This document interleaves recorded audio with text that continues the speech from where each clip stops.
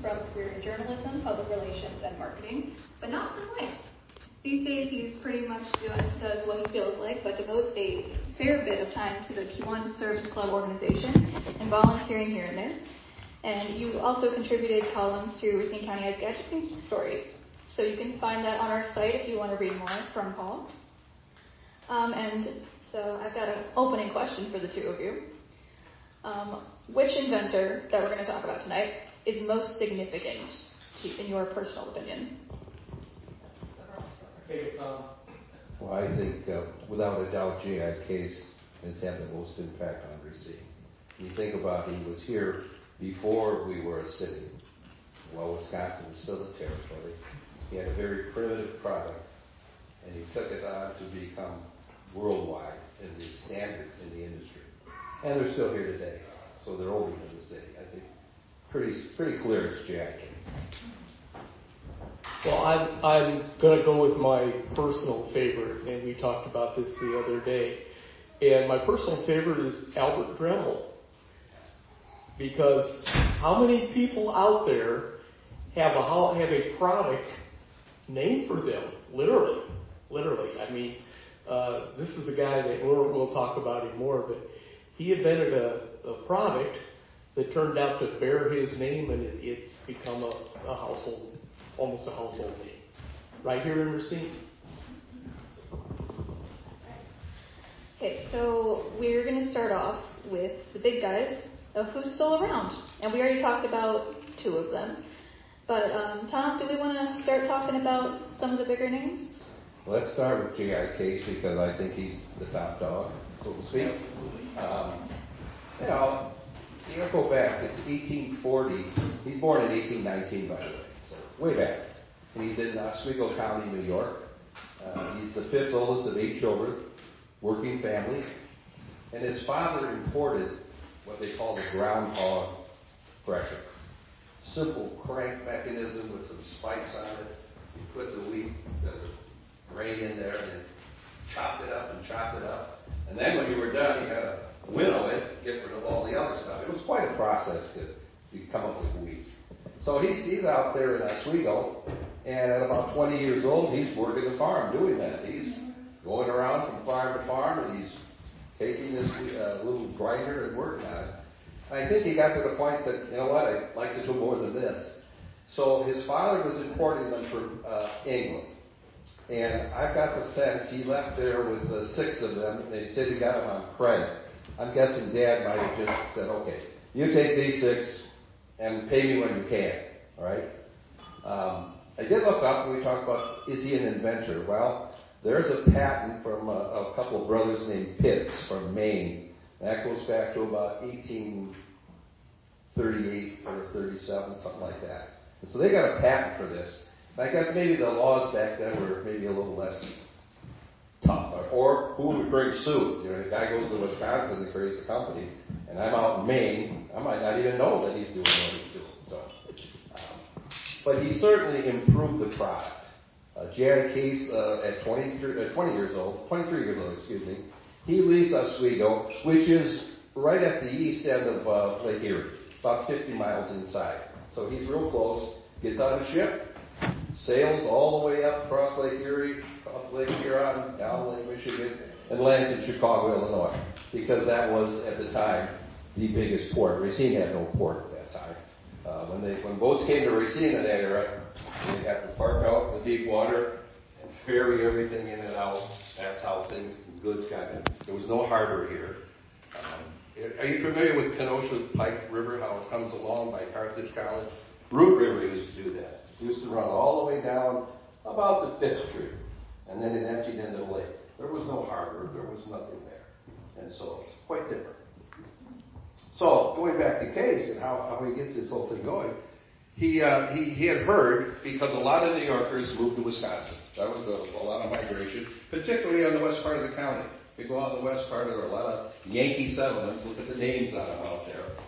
And they told him that Rochester was the center of wheat manufacturing, or wheat growing in Wisconsin. So he was going to go to Rochester, Wisconsin, and set up shop there. He could be a thresher, and I think in the back of his head he said, but I'm going to make this thing better and move it out. He gets to Rochester, or he takes probably a horse or cart, whatever, from Chicago. On the way, he sells 5 of the pressures. So he's a pretty good salesman right off the bat. He said, I've got a knack. This product will sell itself. I just show them how to use it, show them how much time they're going to save, and he made some money at that. Got to Rochester. I'm not sure what time of year he got there, whether it was the winter or it was the season, but he wanted to set up shop, and he needed power to create his factory. He'd been tinkering with this thing and making it better and making it better, but you need a place to manufacture it. You got to put the pieces together. You got to get someone to fabricate some things, or you have to do it yourself. And there was no water power available to him. There was a mill there. If you've been out in that area, there's a drop in the Fox River, and they wouldn't give him a water supply. I guess the way I read it, he packed up his horse and wagon and got on the main highway, which was Highway 20, what they call the Federal Road, and took it into Racine. He said, I'll set up shop here.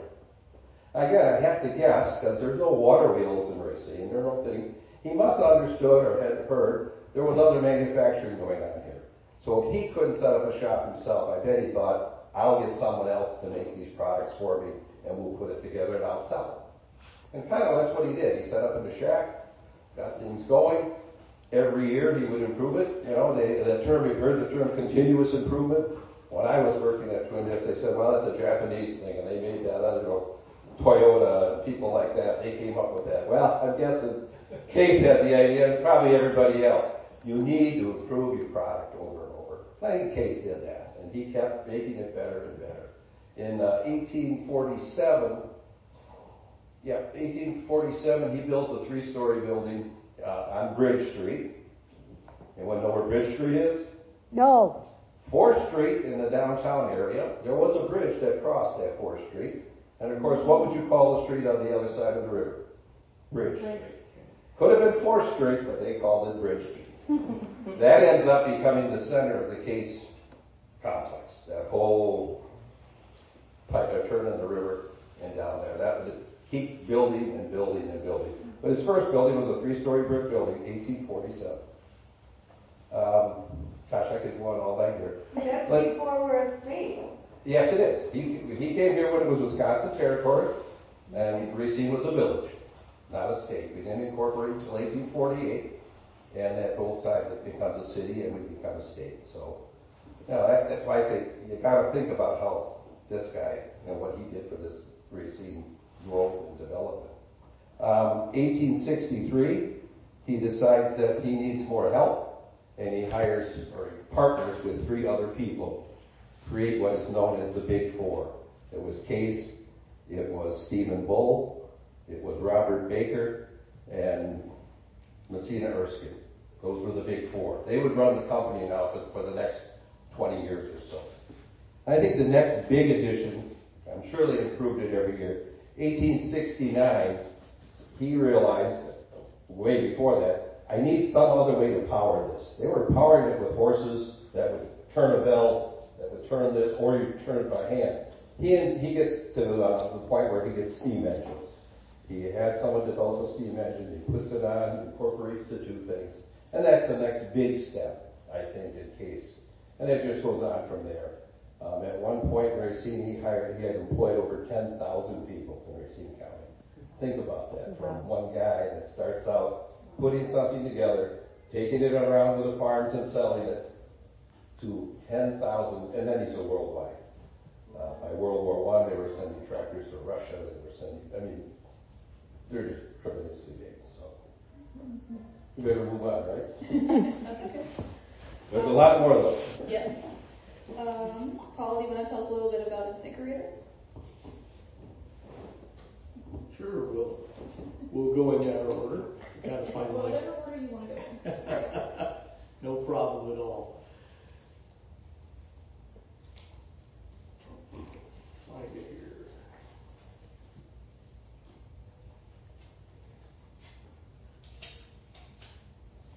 I told you this impromptu stuff would be tough. That's right. It's all right. It's all good. We can cut that out. Incinerator, of course, is the trade name for the garbage disposal. And as, of course, the old saying goes, necessity is the mother of invention.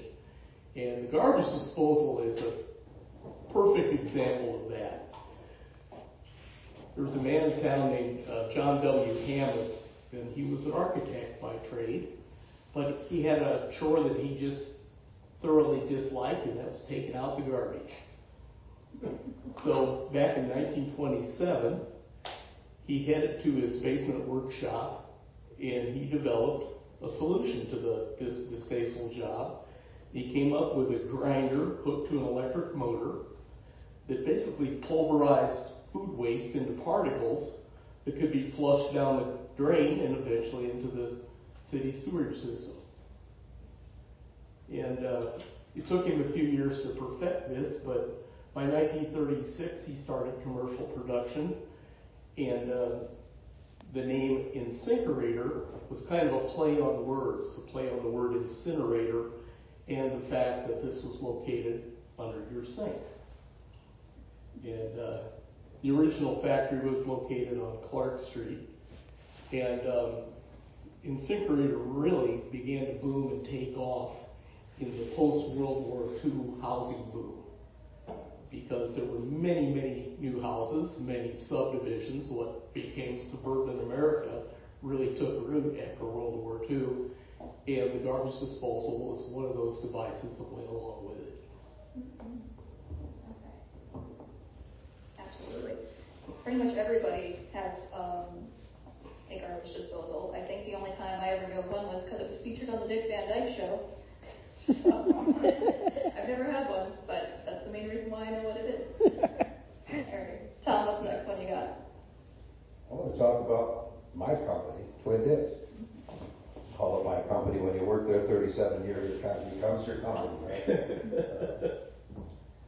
A lot of people talk about the three partners that put it together, and rightly so. Percy Batten was their family ends up having the company for a long, long time. The other partner was Modine, Arthur, right? Mm-hmm. Right. And the third guy is Tom Faywick. You don't hear much about Tom Faywick ever, do you? I'm going to tell you briefly about Batten and Modine, because we'll talk about them more, I'm sure. Percy Batten is the names. That's what I did. Go ahead, keep going. Keep going. Yep, we're good. I need light. Get a count of 5 and start again. Hold on. Go ahead and keep going. Keep rolling. You need a flashlight, Tom? Okay. I was prepared.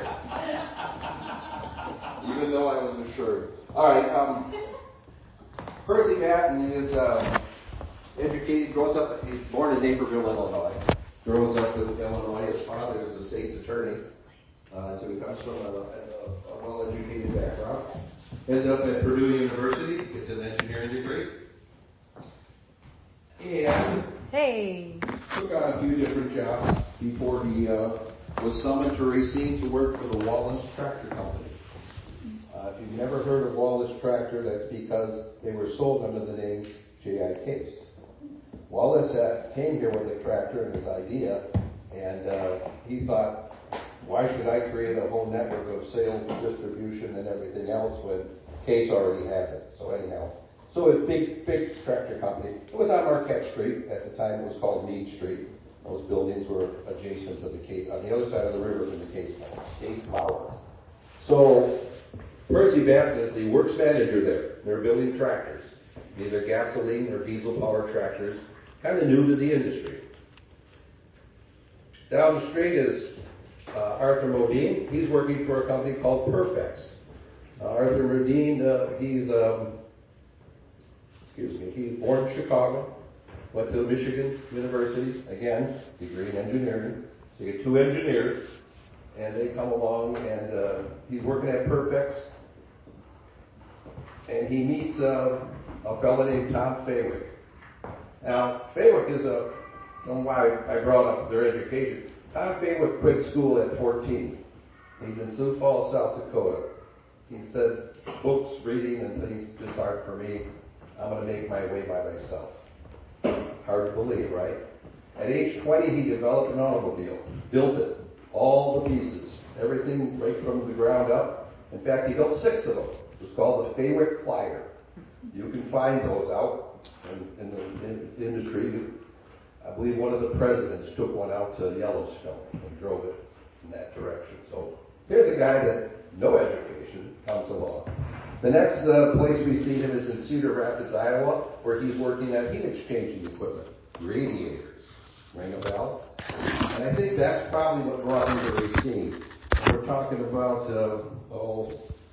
1916. He comes to Racine. By this time, he already had over 100 patents that he'd applied for. Every little part of his car that he put together. By the end of his career, he would have over 250. He comes to Racine, and I believe he's working for Perfex. And Percy Batten says to Arthur Modine one day, the clutches we have in these tractors just aren't working well enough. We need something better and stronger. They were made for cars. They're not made for this heavy horsepower and all this torque on their plowing. We got to do something. He says, I know just a guy. It's Faywick. He's working on stuff. He's pretty smart. Let's all sit down together. They spend the next year, 1917, they stay in a garage.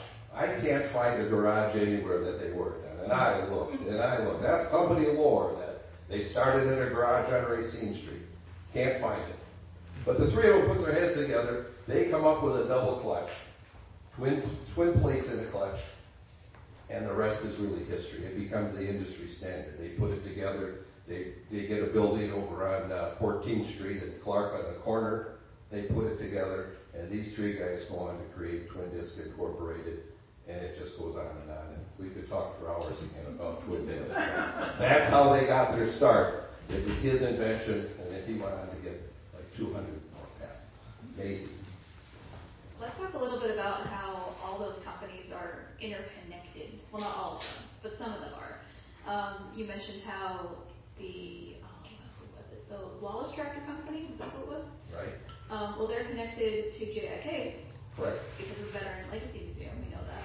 Right. They share the same house. Correct. And then there are other companies where... Another investor in the Twin Disc venture was H.F. Johnson. Just so happens that Arthur Modine is living on, Percy Batten's living at 1700 something, 1800 Wisconsin Avenue. House is still there. I think it's 1824. Well, who lives across the street at 1723? H.F. Johnson. So they're neighbors. He became an investor in this company. And there are a lot of examples of that. How they all help each other. They all, to this day, the Johnson and Batten families are like this. And they've always been like that. And the Modine family. You get over Lake Owen is up in northern Wisconsin. They all live on the same lake up there. The family. There's a quote that we've used, that you used in one of the pieces that you did, Paul, and it's by Fritz Wrench, son of Harry Wrench, who's the founding partner of the Von Schrader manufacturing company. And it says, Racine has been a great place to do business. You have people with the skills you need. Plus, you'll find that one entrepreneur is willing to help out another. And I think that's kind of what makes Racine's manufacturers special, is that they're so interwoven together, but also they strengthen the community with everything that they put out into it, not just the products, but how heavily involved they were with making sure the city was producing and coming together. Paul, you want to take another one? Absolutely. All right. Well, let's continue with Arthur Modine. He clearly was one of Racine's most prolific inventors. He was awarded a total of 122 patents during his lifetime. And, of course, he also built an international manufacturing business. As Tom mentioned, he came to Racine in 1913 with a degree in mechanical engineering. And what especially kept him busy was, at that time, of course, the internal combustion engines, gas-powered engines, were really replacing steam and other methods of propulsion. One of the little byproducts of internal combustion engines is they produce an awful lot of heat. And he was involved right away in figuring out ways to minimize that heat, keep those engines cool, make it possible so those engines can run more efficiently without overheating. today, of course, we don't think about that kind of stuff, but what he was involved in was what turned into an international business of heat transfer. You're transferring heat from one place to another. You're putting it where you want it, or you're taking it away. That's basically what an automotive radiator does. And Tom had mentioned, of course, that he had been involved with the, what's the name of that? Perfects. He'd been involved with Perfects. And then he struck out on his own and developed something called the Spirex radiator that did what today we kind of take for granted. It helped cool an internal combustion engine by forcing air through a radiator, which would cool the water that was helping to cool the engine. And this was especially important on those engines that were being used for agricultural and construction equipment. So in 1918, he rented some space in what is now the Racine Business Center. That's over on 16th Street. That's a huge, huge building. It's still in use today. Today it's kind of an art area. There's an awful lot of artists are over there. But a good number of Racine's businesses, a number of them that are still around today, were founded in that building. But the Spirex radiator that he developed was a very successful component for these farm equipment manufacturers. And then by the 1920s, Modine designed radiators being produced for cars and trucks and buses. And they acquired their own facility in 1924 and became a publicly held company in 1928. And of course, Modine Manufacturing is a publicly held company to this day. And by the 1920s, Ford Motor Company became a major customer. And as I said earlier, Modine was a constant inventor. The Racine Heritage Museum's archive has kind of an interesting thing connected to Modine. They have a number of envelopes. The guy, just every piece of mail he got, he held on to the envelope, and he would use it to sketch out product ideas. And he basically really continued to be active until the 1970s. He retired as Modine's chairman, but he remained on the company's board into the 1970s. And he was awarded his final U.S. patent for a heat exchanger at age 92. Wow. And that's something else that a number of these Racine inventors have in common. They were constant tinkerers, and the other thing, a lot of these guys just never quit working, and they continued to invent well into much older than Tom and myself. So as we all know, Modine, of course, Modine Manufacturing has really evolved and grown, and today it's an international organization. They have 11,300 employees, manufacturing operations in 14 countries, and $2.6 billion in annual sales. And just as back when he founded the company, Modine is still producing radiators and heat exchanging equipment used in vehicles, heavy-duty vehicles and equipment. But nowadays, about 25% of their business are helping to cool, or it's equipment that cools data centers. So they just evolved with the world. That's interesting. I would like to add one more thing to your question about how they help each other. Mm-hmm. You will find that all the gentlemen we've talked about so far, they all knew how to treat their employees. It's amazing that way before a lot of other companies were providing what we today would take for granted as employee benefits, these companies all did. And Johnson actually, set up the community profit sharing. Twin Disc had a similar program. You'll find that in just about everyone along the way. They offered vacations. No companies were offering vacations way back then. And it was a model that you were a responsible citizen, and you had to take care of your employees, and you had to take care of the community. You had to work together. The community trust was founded in this era. And I think it lends itself to why they were so successful. Oh, absolutely. They have a model for how to make things work right. Mm-hmm. And it's common in all of them. Yeah. Speaking of Essie Johnson, I think that's the other one that you've got to cover for this one. Yeah, we were talking about those who are still here, and the bigs, and none bigger right now than Essie Johnson. Again, an interesting story. I like to start at the beginning, and you've probably heard this story more times than not, but I'm going to tell it again. So, Samuel Curtis Johnson is working in Kenosha, Wisconsin. And he tried several different businesses. He was in retail. He did some sales stuff. He did a lot of different things. Every one of the businesses failed. Never had any success. At age 50, with not a lot of resources and assets, he relocates to Racine. He goes to work for a company called Racine Hardware Manufacturing. They were over on 17th Street, kind of right by the intersection of the railroads. And they're making parquet floors. And they offer him a job of selling those parquet floors. This is 1880. He comes here in 1880.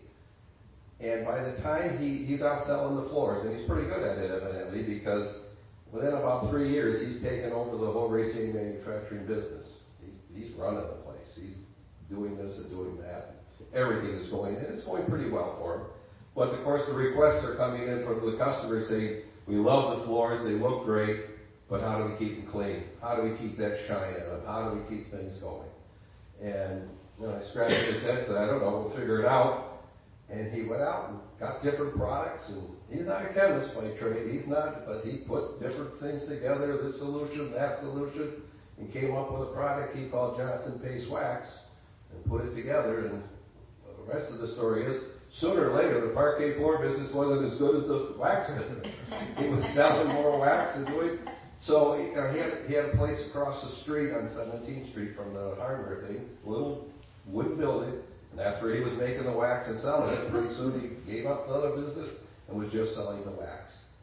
Took him about 4 years, 5 years to get it really going, and it just grew and grew and grew from there. His son, H.F. Johnson, comes into the business and moves it along further and further. And again, that benevolence, that understanding of how to treat your employees, that all grew out of that company. And they just did an amazing job with it. They're not a publicly held company, so I don't have those numbers that Paul has. You don't know how many employees they really have, but they're worldwide. They're known everywhere. And I've always had a particular devotion to the environment. They know that cardboard trees were their resource and it was growing good and you needed to have them, and so they've been concerned about the emissions and the gases. They've taken a leadership role. I recall one day marching with Sam Johnson down the street to fight the coal plant out on Oak Creek from building on. And he lost that battle, but he was never afraid to step up and do what was right and do what he thought was the best thing for the community. And these gentlemen also were all involved in government in some way. Mayors, Case was mayor 3 times. Batten was on the school board in Racine. John Batten was his son. But, these people took an active part of the community and they grew their companies. And we're all the beneficiaries of that. Let's see. And then. Do you want to take a break? We can take a break. We've got one more. We can take a break after that. Sure. Okay. You're at about 27. Yeah, that's. Got one more? Yeah. I All right. got one more. Yep, you got one more, Paul. Well, one more inventor and company we want to talk about who is still very much active today. It's Andis, which of course makes hair clippers, a product that everybody in this room is familiar with, I'm sure.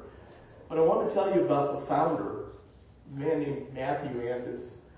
And he immigrated to the U.S. from Hungary in 1908, arrived in Racine in 1912, and he was working as a tool maker at the Mitchell Motor Car Company.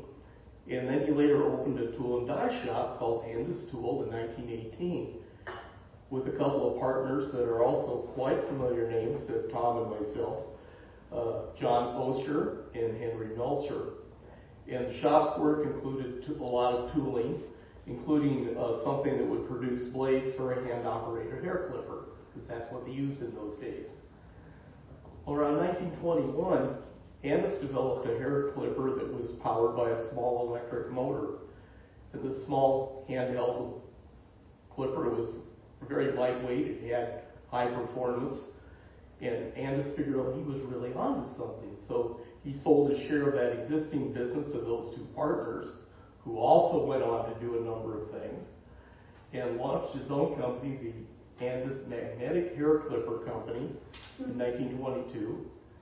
And he was operating from some rented space on Lake Avenue, and he was selling the clippers door to door to Racine area barbers. And the product very quickly caught on, and he opened a manufacturing plant not far from here on Laird Avenue in 1925, incorporated as the Andis Clipper Company. And he continued with these innovations and introduced things like electric animal clippers, a beard-specific trimmer, electric trimmer for finishing haircuts, just a number of other things. And by the 40s, Andis Clipper had grown to become the world's leading producer of professional barber tools. And they developed separate product lines for animal and pet grooming as well. But again, I mentioned earlier about how some of these Racine inventors just never stopped inventing. And Andis is a great example of this. At age 76, he was recognized by the Patent Law Association and the U.S. Commissioner of Patents for ingenuity and outstanding contributions to society. He remained active. He was doing experimental work into his late 80s, and he was awarded his last patent for a massage device in 1976, shortly before he died at age 92. Wow. Ay, ay, ay. Yeah, so he was something, and of course, Andis is very much alive and well, and if you go to the barber or salon, you're going to see his product there. Or if you take your pet to a pet groomer, they're using it there. Or if you see livestock being exhibited at the state and county fair, they use them there as well. Just so you know, one of his pals, Henry Meltzer, his claim to fame is the cotton candy machine. Oh. I did not know that. All things fun happen in Racine. Real quick before break, are Johnson and Andis, I think it's Andis, are the only two companies that are still family owned? I know Johnson is, but was there another one that's in the family as well? Dremel, maybe? Dremel somehow. Oh no, Fredel's owned by a couple. They later sold out to Bosch, right? Yeah. The Sincerator did. Twin Disc is, the family still, I think, owns the majority. It's publicly held though. But they're publicly held, but they own the majority share. Alright, just something I wanted to figure out before we moved on. Alright, so we're going to take a 10-minute break for everyone in person.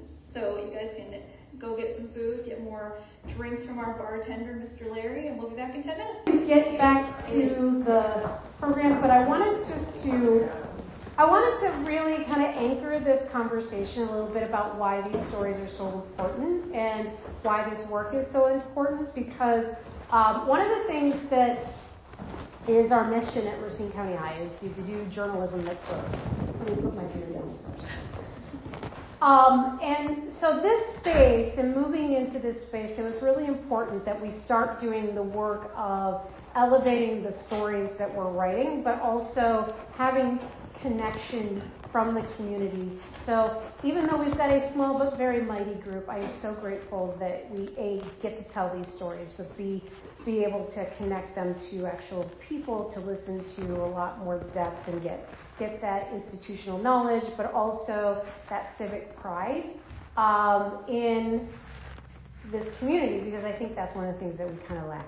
And we get to hang out with each other and start to learn more about one another as well. So I also wanted just to have one little Denise story before I let you guys do your thing again. Just one? Just one. It's my tractor story, friend. Not that tractor story, because that's a whole other conversation, and I would not drink enough for that story. But when I was a little pumpkin head, I grew up on a farm in Ohio, and I had no clue what Wisconsin was or did. And so I grew up with a 1942 Case tractor with a crank start and an electric start.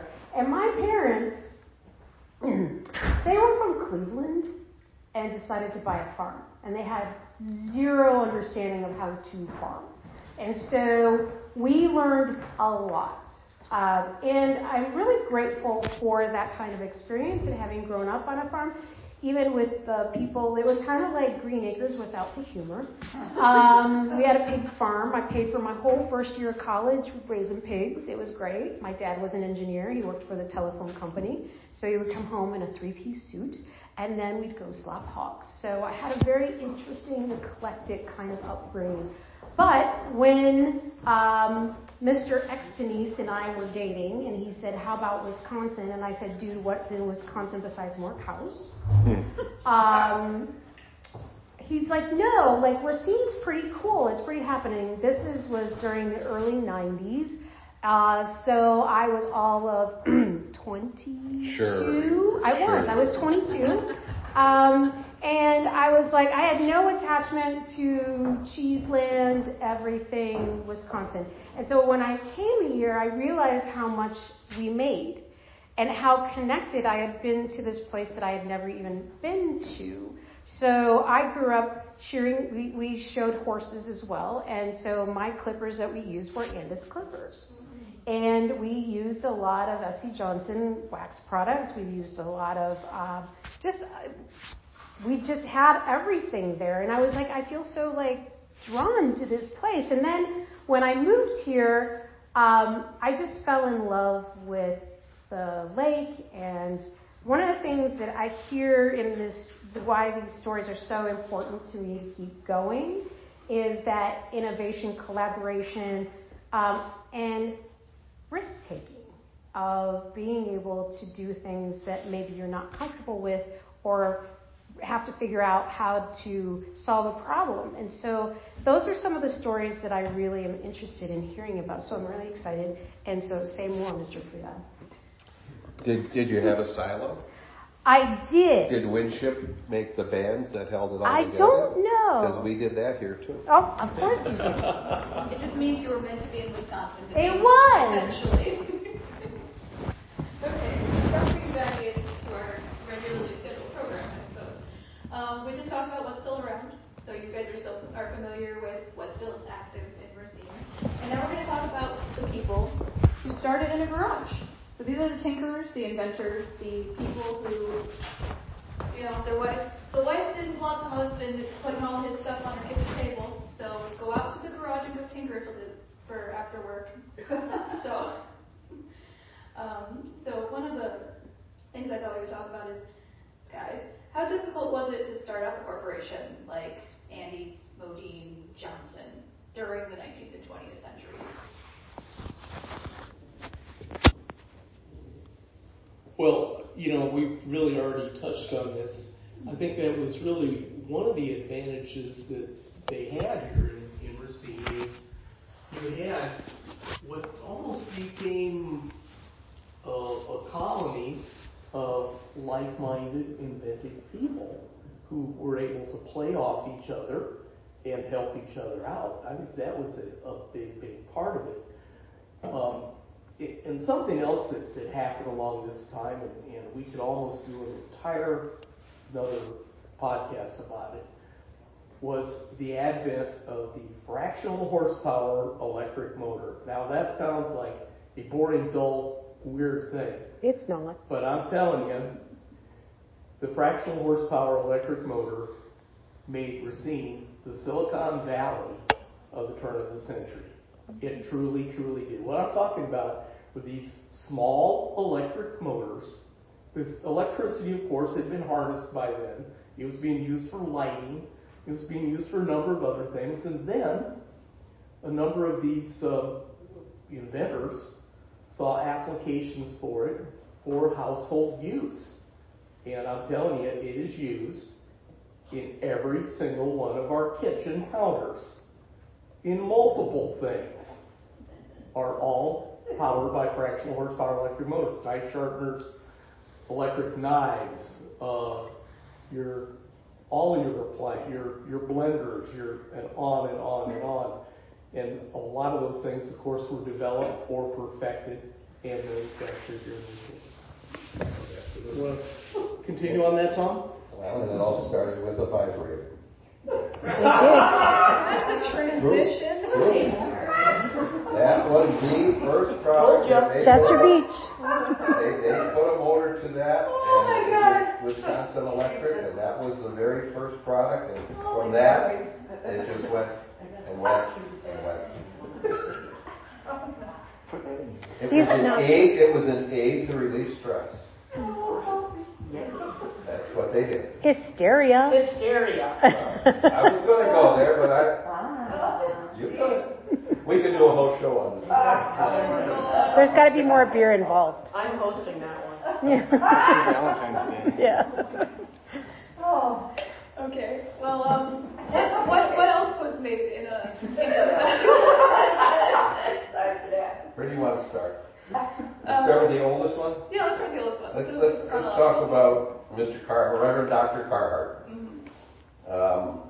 He was a Methodist Episcopalian minister. Had some stops in other places. Ended up in Racine, Wisconsin as the Methodist minister. I think that church is on Main Street. Still there. Yep. And he liked to tinker. He liked to try things out and put things together. And this is before anybody else is out there doing automobiles or anything like it. And steam engine, took a steam engine and started, what can I do with this? How can I make this steam? Turn the wheel. How can I do this and that? Found some people to fabricate things. He was working in a garage of one of his parishioners, George Slauson. George Slauson had one of the mansions down on Main Street. You had where the Masonic Temple is, that was Duran's mansion. Then 2 doors down was George Slauson, a little farther down, all along Main Street there. So Wisconsin Avenue side, that's where the barn was, or the carriage house, or whatever it was.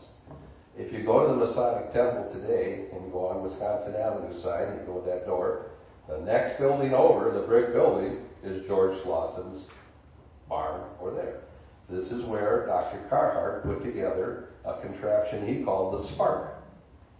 He assembled these various parts, had some of the local manufacturers cast the heavy parts that he needed, got two steam engines on top of this.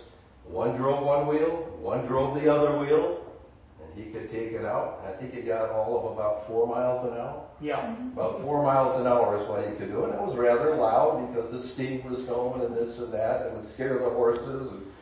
And they told him, "Get that thing out of here. We don't want it going down our street." There is a marker for that sits out at Pritchard Park. Someday we're going to get that moved downtown where it belongs, by that site. But it's quite an interesting story. What am I missing on that, Paul? A few other things? I'm sure you've got a little more. Well, I think it is important to point out, though, that Mr. Carhart's invention was actually a prototype. He was never intended to mass produce anything like this. He just wanted to do it to show that he could do it. Yeah. And he certainly did, and as pointed out, he scared the bejeebers out of horses. And within a matter of weeks, the Racine City Council passed an ordinance forbidding the use of non-horse-driven vehicles on the streets of Racine. Boy, if only they knew, huh? Yeah. But, I always like to say that Carhart ended up getting the last laugh in all of this because some 30 years later, Horseless Age magazine in 1903 named him the father of the automobile. And in 1905, the International Automobile Exposition in Paris named him the father of automobile and gave him a cash award. Imagine that. So now They can talk all they want about Mercedes or Henry Ford or Benz and all these other guys. Racine can lay claim to the real father of the automobile, our very own Carhartt. By the way, he was an interesting character. He was only in Racine for a couple of years, and he left to go pastor another church up in Oshkosh and disassembled the Spark, held on to that steam engine or the boiler, and the boiler was later used to power a printing press to print newspapers, magazines, and literature. Carhartt himself later left the ministry, studied medicine, became basically a 19th century, early 20th century doctor, relocated to Texas, and spent the rest of his life in Texas, where he did a number of things, including writing books and publishing journals, and practicing medicine. And he died in the early 1900s. Right. And it's interesting how the car was born here, and then Modine's inventions were later put into cars for the heating and AC units. So it's cool how those things work together. That goes back to that necessity. Mm-hmm. You know, someone has a product and they need something else, and they throw out the gauntlet. Say, all right, who can help me with this? And somebody comes up with a new idea. Mm-hmm. And I think when I did research on the Spark, J.A. Case's company was responsible for the welding of the machinery together. So that's another question. Oh, I should point out just one more little piece of trivia. The Methodist parsonage at the time, or where Carhartt lived, is still standing. It is on the corner of Park and Water Street. It's that large building kind of behind where the Nash, the Indian motorcycle dealership is. And it's now an apartment. And the owner of that, within the last couple of years, has put a sign on the front called The Spark. Oh. Yeah, I saw he was renovating it. Looks like he's going to rent out the apartments. Yeah. It was pretty run down for a while. They were talking about knocking it down. Yeah. It's the oldest Federalist style building in Racine. Yeah. And that built in that style, the Federalist style. It's on in all the books if you study architecture. It's all in there. Well, it's good that it's one location that he was affiliated with has the correct sign as opposed to the garage. We'll get that sign sooner or later. Someday. I don't know why it's in Bridget Park, but. Well, you want to know why? Because the county was responsible for it. It was out on Highway 32, about the 6-mile road or 5.5-mile road, wayside out there. And they decided they wanted to take that out and honor the 32nd Division. And that was the logical place to do. So today, they put a sign up there for the 32nd. And they had to go somewhere with it. Instead of bringing it into town, they put it in Bridget Park, and there it sits. Yeah. Another project to add to the case. It's not on my list. One day, Tom will get a little bit. What's up on the plan? Sure. Yeah, I want to talk about another interesting guy, and this was somebody who turned a hobby into a pretty sizable business in Racine in the early 1900s. His name was Frederick Blandon, and he was a letter carrier in Racine, and he had a hobby of woodworking. And so he made wooden toys and household goods from a little home workshop that he had in the 1600 block of Winslow Street, starting in 1889. And in the 1890s, he quit the post office and launched the Racine Novelty Company, and he still was making wood products. But before long, he joined with some outside investors, and he was producing wooden automobile bodies. Because remember, this was at the turn of the century, and metal car bodies were still sometime into the future. That didn't really become commonplace really until after World War I.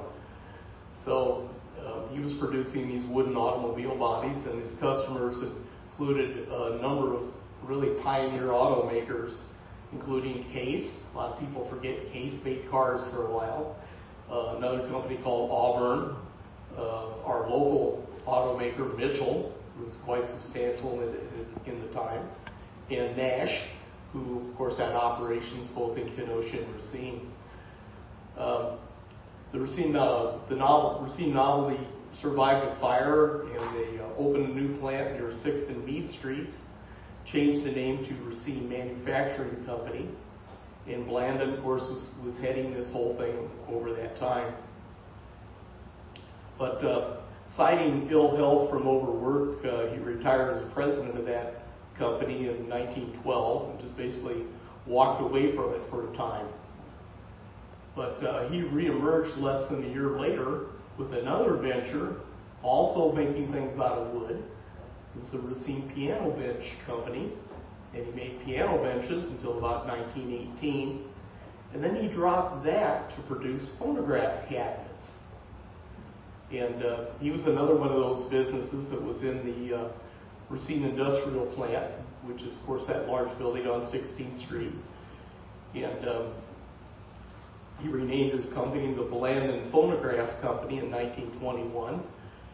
And so he was really involved in early home entertainment, I guess you could say. Pianos, of course, pianos and organs in homes became a big deal back in that time. And then, of course, by this time, the phonograph had become very popular, and he was producing those. But the market for phonographs really became oversaturated by the mid-1920s. There were many, many makers, so the company really took a downturn. Blandon himself passed away in 1927 at the age of 64, and the company soon disappeared. But if you ever want to see a working Blandon phonograph, there is a history room in that Racine Industrial Center that's open. In fact, their next open house is, I think it's the 6th? 6th or 7th will be the first Saturday of December. It'll be open and you can check it out. I can't add a whole lot to that one. We really covered it. 1612 Winslow Street, if you get some digging on the building, the house is still there. There's a slab out in back where there was a garage, so you can see where the garage was. The other interesting thing that I found, the Marquette Street and West 6th Street, there's an apartment building there. What do they call that one? The lofts? Riverbend Lofts up there. When they were doing that, the city was involved in the financing and moving that thing across. And so we were in that building looking things around. In the basement was still a large steam-powered wood bending product that you would take big pieces of wood, put them in the steam, and bend them so that you could get them flying, so that you could bend them and make the cars. That was part of that Racine body manufacturing. It was still in there. That was pretty cool. Now, was this the same Racine manufacturing company that S.C. Johnson was involved with, that Blandon owned? No, they're different? That was Racine Hardware Company. Oh, okay. Racine Hardware Manufacturing Company. Got it, okay. They just sound so similar. All right. What's next in the chronological order, Tom? Well, I don't know if it's chronological. We talked a little bit about Andis. I did a little digging on him. He had a home over on 913 Hamilton Street. There is no history of him starting at home, but we hear he was working in the shop where they made them by hand. You know, that little hand. You've seen people shear sheep by hand like that in old movies and things. That's what they were making. And he took the parts, and the company wasn't doing so well, and he got the dies for it. He said, "What can I do with it?" I can only guess he took them home. There's no garage in the house at 913 Hamilton Street, so I don't know where he did the work. Maybe in the basement. Maybe he had a room off to the side. But he's a guy that probably did his best work figuring out how to put this motor to the electric. Do you have anything on that one, Paul? No, I don't have anything any further on him. Yeah, I didn't either. Yeah. You know, I would like to talk about going back to the guy that I mentioned at the start, kind of one of my personal favorites, Albert Dremel. Okay. Let's talk a little bit about him. Albert Dremel immigrated from Austria in the early 1900s, and he was a design engineer and originally worked at J.I. Case and some other manufacturers. And he was, again, one of those constant tinkerers.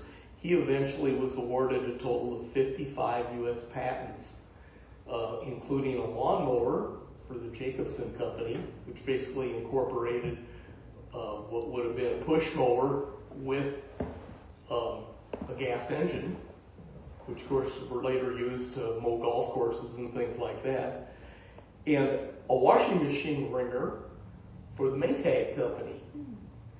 But he later struck out on his own. He launched his own business in the depths of the Depression in 1932, and his breakout product was called the Dremel Moto Tool. And it was a handheld electric tool designed to rotate a bit at a very high speed. And of course, those bits were interchangeable, and it made that tool incredibly versatile, and it was a big, big hit. I mean, it became used by everything from craftspeople to dentists could use it, woodworkers. Right with it. Yeah, engraving, just used by just incredible amounts of. Again, after he started his own factory, he was another one of these people in town that developed a profit sharing program and so on. And today, of course, that tool is known simply as a Dremel, but that name has also now been applied to scroll saws, hot glue guns, and 3D printers, which are all things that you would find. That's correct. And those are all things, of course, you would find in maker spaces, and I like to think that Albert Dremel is the kind of guy who'd be in one of those maker spaces.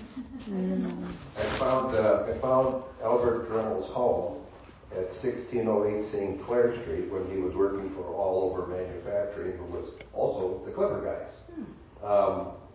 Funny story, I grew up about 6 houses away from there. Had no idea that Dremel lived in that house there.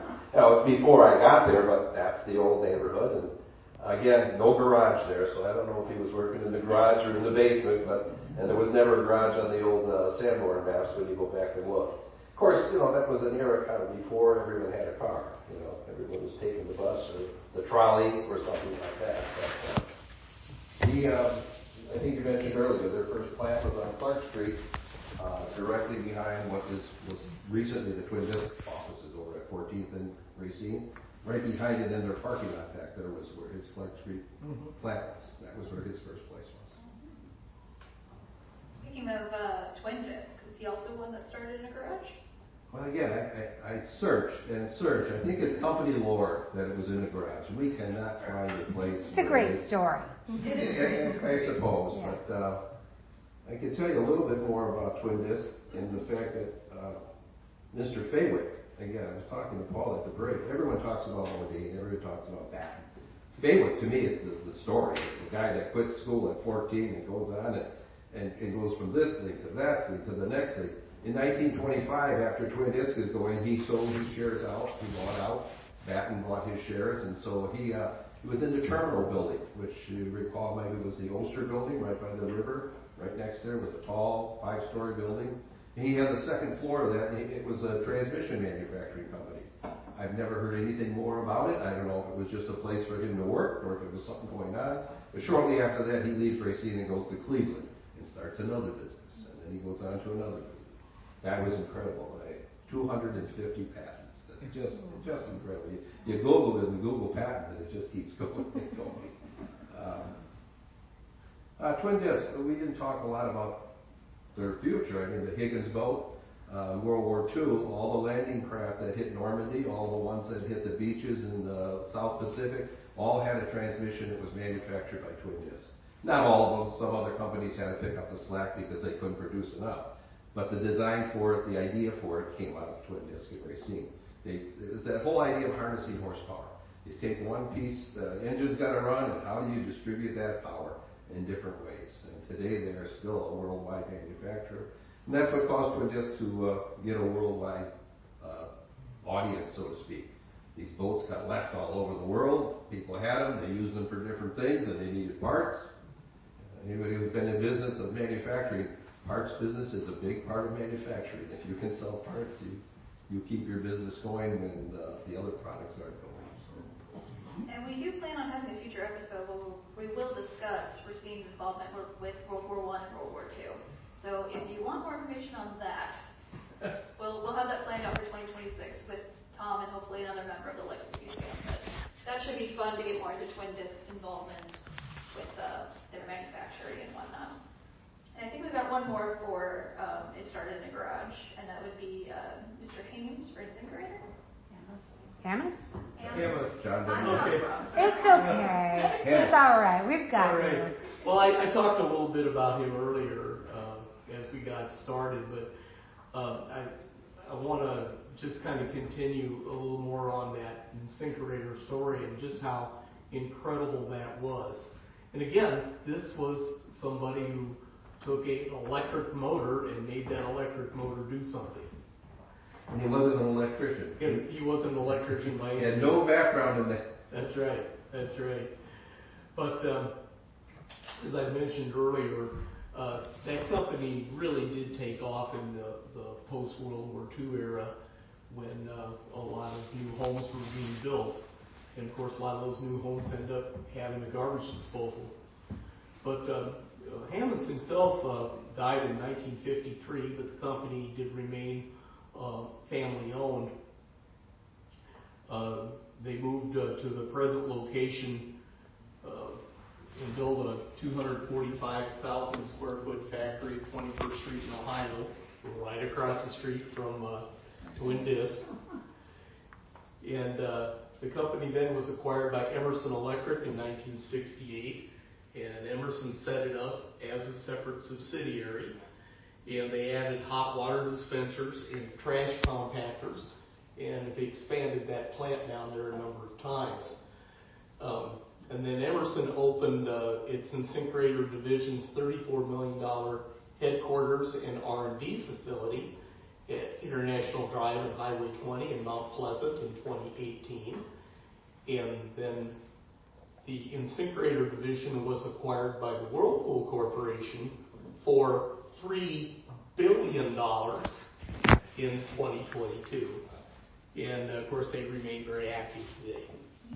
You can see Mr. Hamas' home at 22 Chicago Street. And where the big hill is behind the Kennedy School, you come up the hill on Chicago Street. His house is on the right side. It's a rather large home, bricks. You know, he built that home himself. That was one of his. There are a number of other buildings in Racine that you will see the Hamas name on top of. He was a pretty good builder, and that was what he was doing. And the garage where he did his tinkering is still there on Chicago Street. You can see where that is. I think we should just make tinkering a story. I agree. Yes. One other, I might throw one other one in here that we didn't talk about, because in digging through the S.C. Johnson history, I went into their website and I'm looking through there. It is said, company lore again, says that when Sam was trying to figure out this wax formula, he used his bathtub. I'm figuring he had to be at, what street, 1719 College. So if you know anybody who lives on College Avenue in that house, the bathtub may have a history of where he mixed up the first wax portions to create. So that's not a garage, but it's close. It's close enough. Okay. All right, so I've got one more question for you guys. And we kind of talked about this a little bit, but what primarily drew industry to Racine? I know with Case, we talked about him coming from New York to Rochester and then coming over to Racine, but what was the main draw for this area that brought so many people together to come here and build these gigantic corporations? Wow. I think it depends what time you're talking about. You know, you start with a person like Case, and they come in here because the wheat's growing here. You know, the East Coast has got lots of people. They can't grow enough wheat. They don't have enough places to grow enough swing products.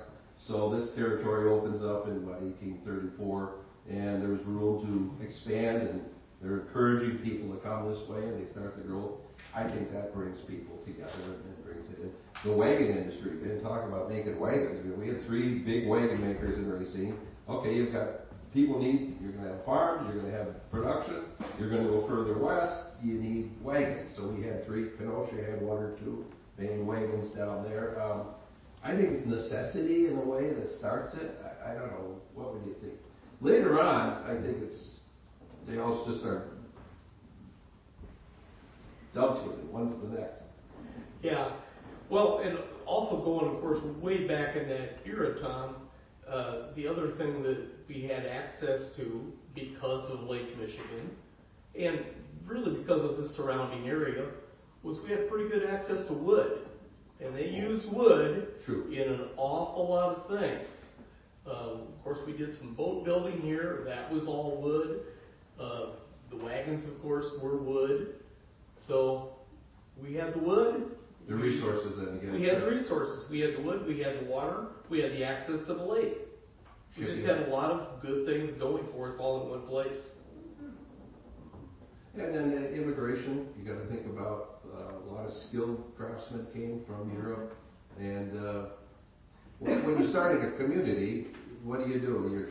You buy a lot of land, and then you want to sell that land to somebody else. So you send out correspondence. You send it back to Europe.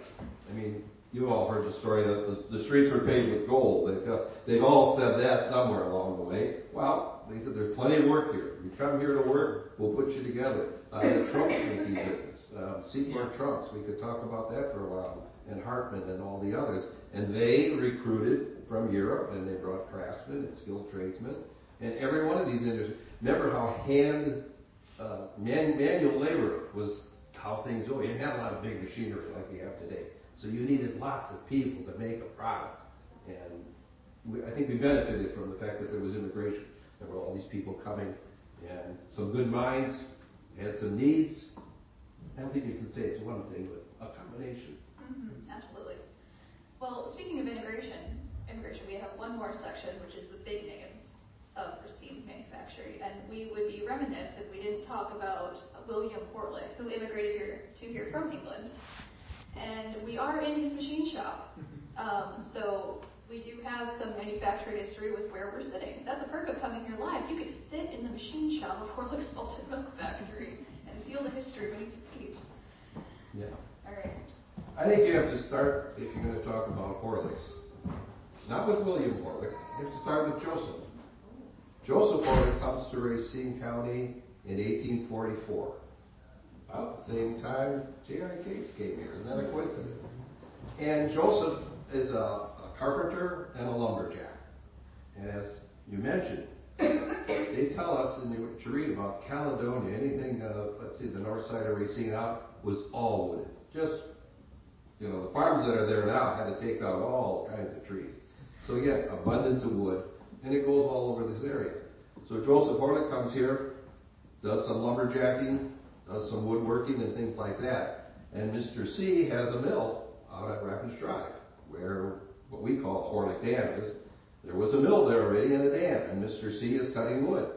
And I'm guessing that Mr. Horlick went out and did his lumberjacking and worked his way up. And then came upon an idea that, there's good limestone down here. And if I quarry this limestone out, I can crush it. Lime is used to do a lot of things. You make cement from it. You can paint with it. You can do a lot of things with lime. And he becomes very successful and builds this, where the quarry is today. He started closest end to the Highway 38 there. He starts a quarry there. Digs up the lime, crushes it. Things are going great for him. He goes back to England, about 1845, 46, and talks to his nephew, William Horlick, and says, why don't you come over here? Things are pretty busy. I got lots of things I can find. William is a harness maker. That's what he does in England. He's a leather guy, can do this. And he said, why don't you come over here? And he said, well, I'll think about it. Well, sure enough, he goes back, and William comes over here and spends 2 years working for the limestone and that business. And decides he's going to marry his cousin, Arabella, who is Joseph Horlick's daughter. And that's the start of that. At the same time, his brother, James Horlick, again, we don't hear a lot about James. You hear about William, and rightly so. James is in England, and he's a pharmacist. And he's working in the pharmacy business in England. and trying different things and this and that. And he probably got on his cell phone and called William and said, I got an idea. I got an idea here that looks pretty good. Let's make this invalid milk and we'll do it powdered milk because refrigeration is bad and you know regular milk spoils. And if we came up, I think I can do this. I got an idea. And he can't find anyone in England that will sponsor him, anyone that will give him the capital he needs to really make this go. So he and William decide, let's come to America, we'll do it here. Comes over, the two of them go to Chicago because I think he's thinking there's capital there, we can get something going. And they formed the J&W Food Company in Chicago, Illinois, and they're producing this product. Some limited success. I think they had a problem with good water. They couldn't get good water in that. If you know anything about the geology of this area, we have very good well water in this area. The further south and east you go, it's not so good. There's people will tell you that I still have a well in Racine County. It's very good water, and they test it, it comes from water. Anyhow, they also knew they had good dairy industry here. And, oh my God, they grow wheat here. And I bet you they could grow barley here too, and everything else. So, they come back to Racine and they start the Holley. That's really how it gets rolling. It's quite interesting how these things come together. And started on this property with a couple wooden buildings, put things together, one thing led to another, got better and better. Somewhere along the way, they tried a malt to it. It added a malt. And when the malt went through, that was the one that took off. The taste.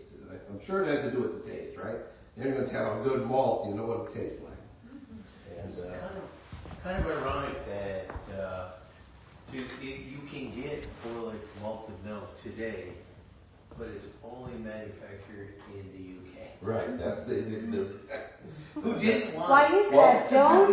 James went back. I think he got homesick or something, and he leaves it. And I get the sense that William is the businessman, James was the chemist. The two came together, great product. But obviously, William was he could market. He knew how to hire people. Some of the research I've done, you find he brought people in from all over the country to do things. Well, his bust is in my library. Okay, should be. Yep, they tried to take it out one day. I can tell you that story. He is one of the biggest benefactors. He and Case did a lot for Racine in terms of donations and things, but I don't think anyone exceeds William Holley for his time and what he did for Racine. The land that he purchased and turned over, he paid for a good 1/3 of Memorial Hall was paid for by William Holley. They ran a campaign. The veterans donated a certain amount, and then the city raised a certain amount. They were short, and as they always did, they went to William, and he said, "Yeah, I'll pay for it," and he paid for the rest of it. Island Park is actually, colloquially it's known as Island Park, but it's one part of it is Horlick Park, and the other part of it is Lewis Field. And Horlick purchased all the land along this east side of the river for a park purpose. When, again, the park board wanted it, and they just couldn't come up. The public didn't want to spend the money on it. They Shocking. tried to get it, and William said, "I'll buy it. We'll put it in there." And that goes on and on. Horlick is quite the story here. Yes, Absolutely. Did you have anything to add to that, Paul? The buildings, you go back and look at castles in England, and you can see where the architecture is obviously. I can tell you a story about the fourth floor up here. The tower building, it's all apartments now. Right? I went there the other day looking, and I couldn't find what I was looking for because it's in someone's apartment. I came here about 7 or 8 years ago. There was a furniture a refinisher up on that floor, and I brought a rocking chair up here for him to refinish. We got to talk in history, because I talk history with everybody. And he said, "You want to see some history? Come on over here." There was a pillar like that, like all these buildings have. And on that pillar, with a pencil, someone had written notes. This side, that side. There were dates. This happened and that happened. Things like Lindbergh crosses the Atlantic. Mr. Holley dies this day. Swans laid eggs in the pond today. There are about 20 years worth of notes on this pillar up there. I'm wondering to this day if they covered it, if it's still there. I'd like to go up and find out. I did do a chronology of it, got it all, got it in my computer. Quite an interesting little story, but somebody took the time to etch out all these little notes on this pillar. And that's in my apartment, that'd be pretty cool. All right, it's 8 o'clock, just so you know. Thank you. Where are your children at? That's such a 70s, 80s Oh, I reference. still say that. Do you know where your children are? Yeah. I thought that was 10. Probably, but I adapted the version for Denise. Yeah. And by the way, James Horlick built an exact duplicate of this campus in Surrey. Oh, they did? Okay. Yeah, the developer Jeffers did get a chance to visit that campus. Isn't that interesting? Brothers made the exact same. That is so cool. By the way, Holley, you gotta come and see what they did. It looks wonderful. They just did a. You talking about Holley High School? Yeah. Oh, really? Yeah, it's gorgeous. Yeah. Nice. Absolutely. And I'm glad they didn't raise it. Yeah. Do you want to explain what you, they didn't hear what you're talking about. Why should we come to Orlando? Do we want to get you want to grab one of those microphones just to explain a little bit? So Portland High School renovations. Yeah. Yeah. Oh. Yeah. Okay. They just put a lot of money, but I mean, I was talking to you, I said that some that comes out into the parking lot, that was the library. And it looked like a Harry Potter library. It was all wood, it was beautiful. But now it's offices. And they've just done a fantastic job. I'm glad they kept it. You know, I'm glad they decided that they were going to keep that historical building and renovate it instead of raising it, because that was one of the choices that they had. And you lose so much when something gets taken down, especially when it's named after someone so influential in the community. So it's a really good thing that they still have that. Yes. And if you guys want a tour, we'll get our ambassadors to give you a really nice tour. Please give me your contact information later. Okay. Okay. And Horlick probably also been affected from JAK's threshing machines because of the malted milk and the wheat and all that.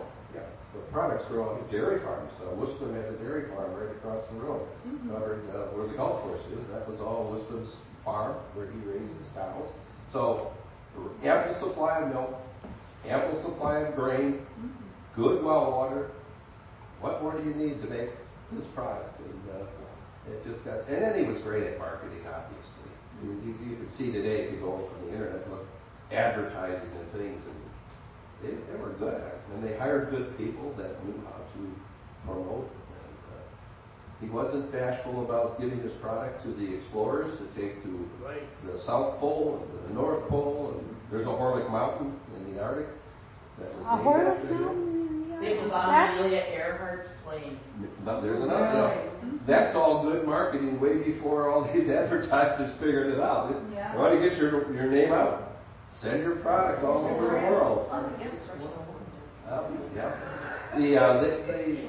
think that James was probably the same way. The Brits took it everywhere, you know, and when they say the sun never sets on the United Kingdom, and so India and all those areas where the British were, they still drink Horlicks, and they still talk about Horlicks as it's just it's as common as Dremel. We need our Horlicks. If you watch them, it's in the movies once in a while. We gotta have our Horlicks. Yep, exactly. All right, well, I think the last two names for the big name section are Case and S.T. Johnson. Was there anything else we wanted to add to that? Any other information? We don't have to if you've exhausted all the other. They're all next to each other in Mound Cemetery. Yes, they are. They all have their own mausoleums up there. So, fun fact, when I hired Cheyenne and she told me she was the docent for cemetery tours, and I'm like, you have to go to Industrialist Row. And she's like, say more. And she did, and this is what happened, friends. This is the culmination of a lot of curiosity. And she nerded out, and I love this for her. Yeah, I go to Mount Cemetery like once a month, Mhm. And I have photos of all the headstones, and I'm there a lot. Have you looked in Horlick's mausoleum? No! It's creepy. All right, we good? I think so. Joan, if you're ready, I think we can move on to some trivia. It's Joan time.